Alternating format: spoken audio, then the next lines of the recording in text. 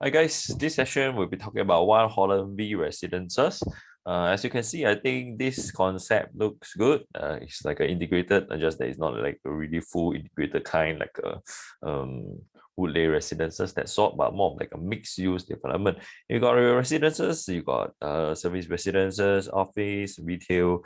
So example, Lushwood, kena another circuit breaker. This will be a nice place to stay in because you've got quite a lot of stuff going on around here, especially if you work from home.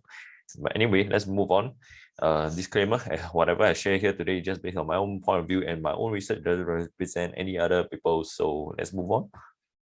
For those of you who are not very familiar with this place, you got your Holland V MRT over here, Farrow Road MRT over here, and there are a whole bunch of Leiden, all these residences and condos over here. So you can see there's quite a lot of supply in this area. And then you also have One Holland V residences over at this side, which is very close to the MRT Circle Line. Just some characteristics of this development. This is built by Far East organization. Land size 23,000 square meters, which is kind of healthy, quite comfortable. And then you got 500 plus units, and then also lease starts from 2018. Let's see. This is as usual, we look at the supply in the area. As you can see over here, there's not too many clutter in this part of the map lah. And then we'll zoom in, and as usual, I'll help you calculate the number of units in the area, which is 3,000 plus, which is not too bad. Actually, it's quite decent in terms of supply. So at least the supply side, I feel is kind of cleared within a 1 km radius. As for price, then we have to be a little bit more conscious. I put in a little bit. Leiden residence, to be clear, this is not within 1 km radius, but it is very not Leiden Green. I mean Leiden.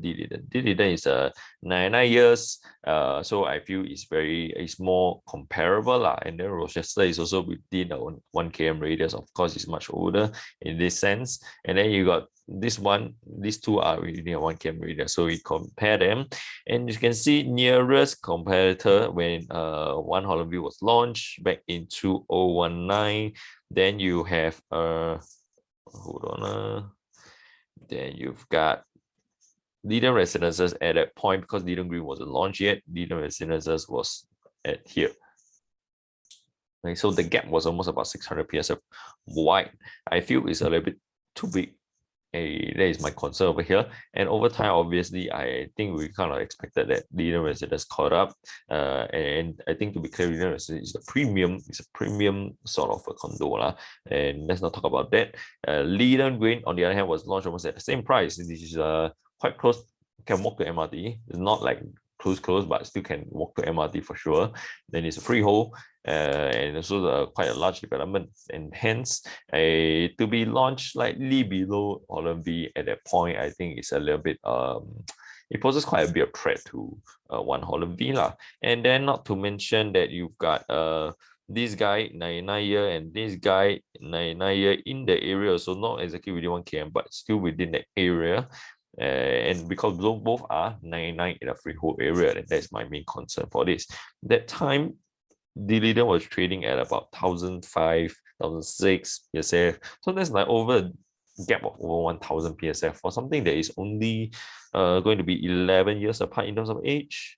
And that is quite a bit of risk factor, I feel. That's my main concern over here. And schools wise, because we do know people that are buying into this area, they buy into either Nanyang Primary or more towards this side, or more of the Henry Park over this side. But unfortunately, if I'm not wrong, this is not within 1 km of both. So for those of you who are more particular about schools, I don't think that schools are the deciding factor whether a development make it or break it in terms of profit making.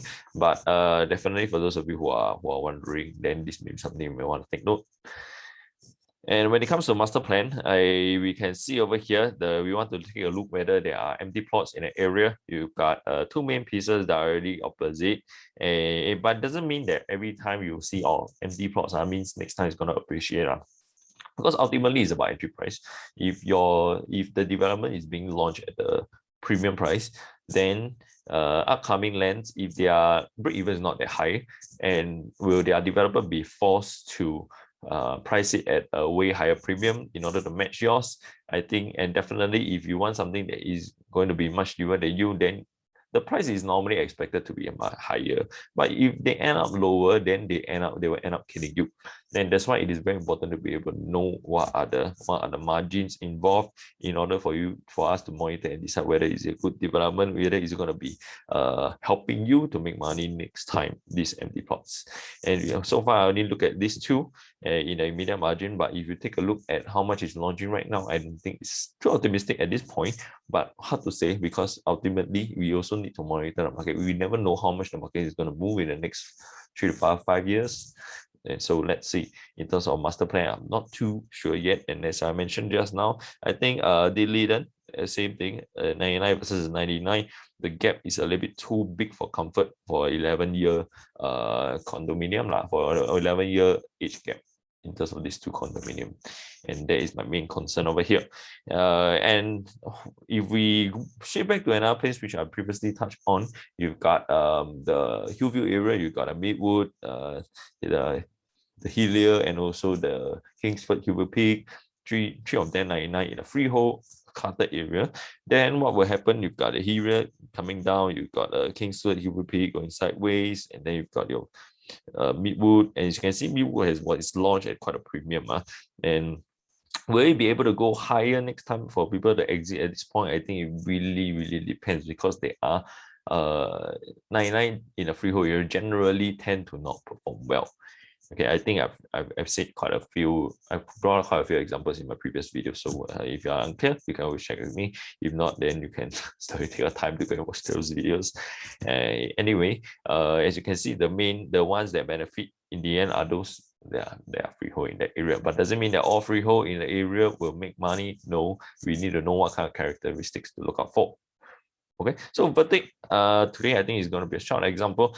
In terms of supply wise, I'm not too concerned. It is pretty low supply in the area. My main concern over here for OHV is more of like a high entry price, which for a 99-year in the freehold area is not a very safe thing to do if you're looking for profit margin. But of course, if you're looking for the lifestyle, I think One Holland Village is definitely more than capable to offer you the lifestyle.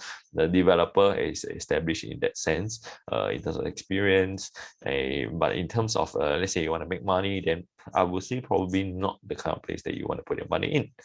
Okay, that of course renting, why you want to rent it out, I don't think it's a problem. So that one is I'm not too concerned. But whether you want to make money from, or whether you make big money from rental, I think if you actually sit down and do the math, then you probably realize that that's not really always the case. Okay, ultimately it's always about how well protected your capital is. Yep, I think that is all we have for today for OHV. Any other questions, you can just feel free to drop me a text and I'll see how I can help out, especially how fast the market is moving. And then, you got all these upcoming new launches coming up. You got AMO, you got a Lentor, all these. How are you going to be positioning yourself? Which ones are the one that is able for you to enter, for you to hedge against inflation? You've got all your uncertainties coming. War is still going on. You still got your prices, your oil prices, and then inflation, Federal Reserve rate, all this. So if you're very concerned, you're not too sure what's going on and how to position yourself, then you may want to drop me a text and I'll see how can I help out. That'll be all for today. And thank you guys. See you. Bye bye.